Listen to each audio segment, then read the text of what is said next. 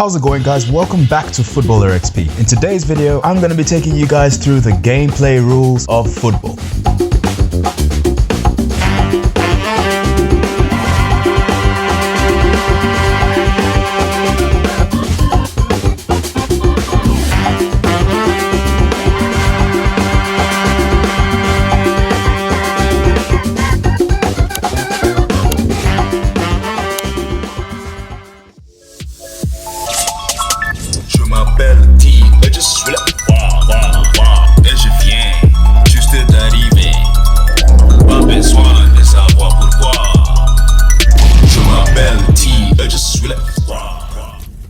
So to kick this video off, the first thing we're going to focus on is what a standard association football pitch looks like. You'll notice that there are two goalposts, one on each end of the field. The main objective of the game is for the teams to try and kick the ball into the opposite net, and this is called a goal. The team that scores the most goals in a match wins.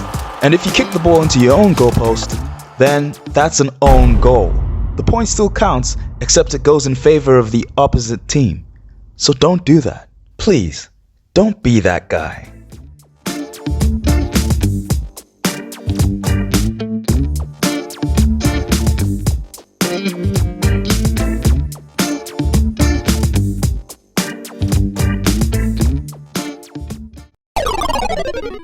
There are two big boxes surrounding the goalposts. These boxes are known as the penalty boxes.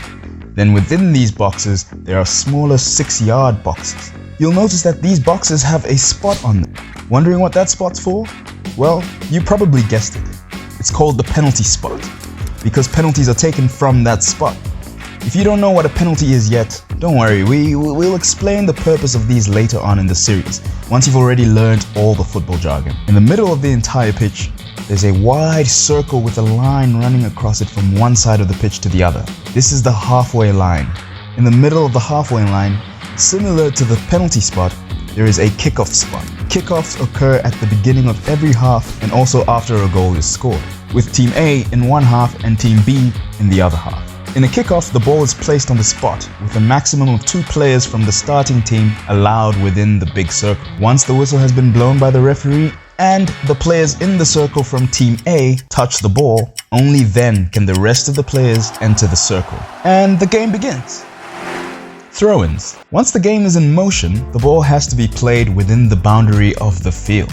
If the ball goes beyond the sidelines while the game is in play, a throw-in is rewarded to the opposite team of the player who touched the ball last.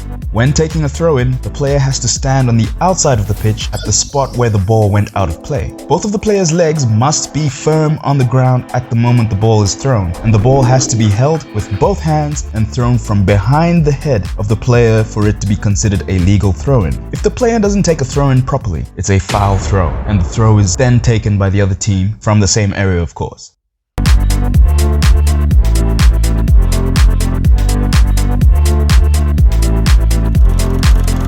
Goal kicks. When the ball is in play, the team with the possession of the ball is known as the attacking team. If a player from the attacking team touches the ball last, then a goal kick is awarded to the defending team. If any player from the defensive team takes the final touch before the ball goes over the same goal line, then a corner kick is awarded, and the corner taker from the attacking team takes the corner kick from the corner of the pitch. But we'll get into all the nitty-gritty details later. A goal kick must be taken from inside the box, and none of the players from the other team are allowed inside the box until the ball has been kicked by the goalkeeper. Fouls and misconduct. People often find it hard to distinguish between the two because, well, they have similarities, but they are not necessarily the same thing. You see, in football, fouls and misconduct are both acts committed by players which are considered by the referee to be unfair and therefore have the consequences of penalization.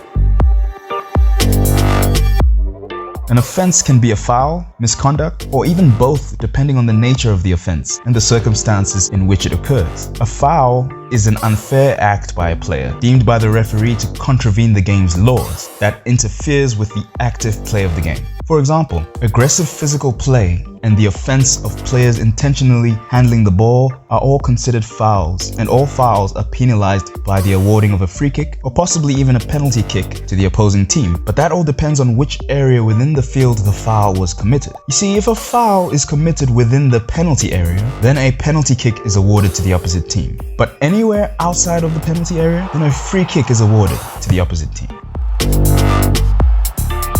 An infringement in football is classified as a foul when the infringement meets all the following conditions. It is committed by a player, not a substitute. It occurs on the field of play, not outside the field.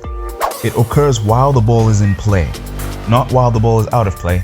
And it has to be committed against an opponent for fouls concerning contact or conduct between players. Yes, technically you can't actually foul a player on your team. And if you do find yourself making unfair tackles on your own teammate, then dude, maybe this sport just isn't for you. What are you doing, man? A player striking the referee or a teammate is not a foul. That is misconduct. Misconduct is any act by a player that is considered ill-disciplined by the referee and worthy of a sanction. Unlike fouls, misconduct may occur at any time, including when the ball is out of play, during halftime, and before and after the game, and both players and substitutes may be sanctioned for misconduct. Misconduct will result in the player either receiving a caution, which is indicated by a yellow card. They could be dismissed, known as also being sent off from the field, which is then indicated by a red card. When a player is shown a yellow card, they will play the rest of the game on a final warning. And if they commit another act of misconduct, well, then you guessed it, that's time up. They will be shown a red card by the referee and therefore dismissed from the field of play. When this happens, the dismissed player cannot be replaced and the team will have to play the remainder of the game with one fewer player. Normally, the referee will only show a red card for a second discretion, but depending on the severity of the misconduct committed by the player, the referee might actually skip the yellow card and go straight to awarding a player with a straight red card and bypass the yellow card at their own discretion. So here's a secret: always be nice to the ref. It might really pay off in the future if your reckless makes too many mistakes. That wraps up this episode of Basics of Football series. Tune in to the next episode to learn more about the formations, tactics, and all the more detailed aspects of football. I'm T-Man, and I'll see you next time on Footballer XP.